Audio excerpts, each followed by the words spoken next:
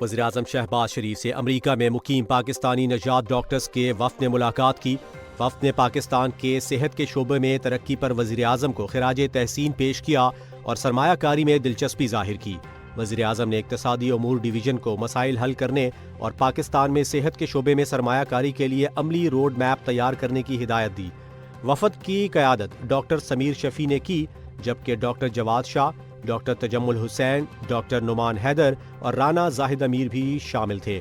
ملاقات میں رانا مشہود احمد خان اور ڈاکٹر سعید اختر بھی موجود تھے۔ اسرائیلی وزیراعظم نیتن یاہو نے کرپشن مقدمات میں معافی کے بدلے سیاست چھوڑنے سے متعلق پہلی بار واضح موقف اختیار کر دیا۔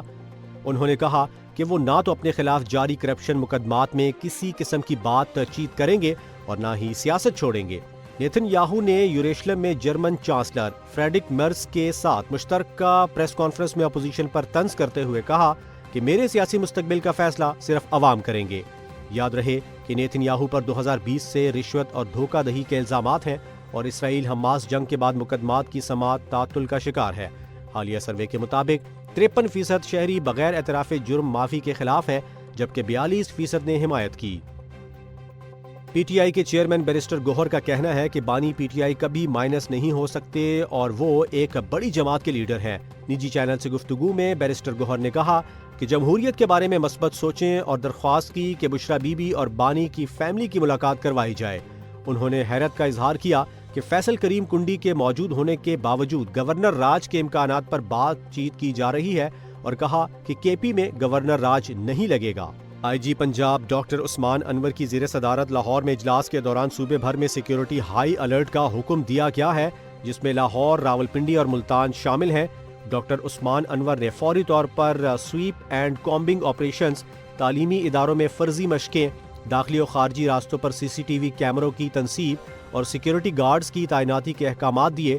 انہوں نے بیرون صوبے سے آنے والے افراد کی پروفائلنگ اور کالعدم تنظیموں کی مانیٹرنگ بھی جاری رکھنے کی ہدایت کی۔ آئی جی پنجاب نے دہشت گردی کے تدارک کے لیے ڈور ناکنگ اور دیگر اداروں کے ساتھ تعاون بڑھانے پر زور دیا اور کرائم کنٹرول، منشیات کے خاتمے اور ٹریفک قوانین پر عمل درآمد میں پولیس کی کارکردگی کو سراہا۔ ڈاکٹر عثمان انور نے مزید کہا کہ آنے والے دنوں میں پنجاب پولیس میں 3500 مزید پروموشنز ہوں گی۔ جی ایچ کیو میں chief of defence forces field marshal Syed Asim Munir کے اعزاز میں تاریخی عسکری تقریب منعقد ہوئی۔ فیلڈ مارشل کے پریڈ اسکوائر پہنچنے پر پاک فوج، پاک بحریہ اور پاک فضائیہ کے دستوں نے سلامی پیش کی۔ تقریب میں naval chief admiral Naveed Ashraf, air chief marshal Zaheer Ahmed Babar Sidhu اور دیگر اعلیٰ عسکری حکام شریک تھے۔ فیلڈ مارشل نے گارڈ آف آنر کا معائنہ کیا، جبکہ عسکری قیادت نے جوانوں کی پیشہ ورانہ صلاحیتوں اور نظم و ضبط کو سراہا۔ یہ تقریب دفاع پاکستان اور تینوں افواج کے اتحاد کا مظہر قرار دی گئی۔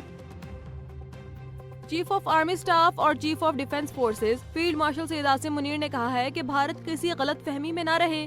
آئندہ کسی بھی مہم جوئی پر پاکستان کا جواب پہلے سے زیادہ سخت اور فوری ہوگا۔ افواج پاکستان کے افسران سے خطاب میں انہوں نے کہا کہ دفاعی نظام کو جدید خطرات کے مطابق ہم آہنگ کرنا ضروری ہے اور نئے قائم ہونے والے ڈیفنس فورسز ہیڈ کوارٹرز اس سمت اہم سنگ میل ہیں۔ انہوں نے کہا کہ طالبان حکومت کو واضح پیغام دیا گیا کہ وہ پاکستان یا خوارج میں سے ایک کا انتخاب کرے۔ پاکستان امن چاہتا ہے مگر خود مختاری پر کسی قسم کی آنچ برداشت نہیں کرے گا۔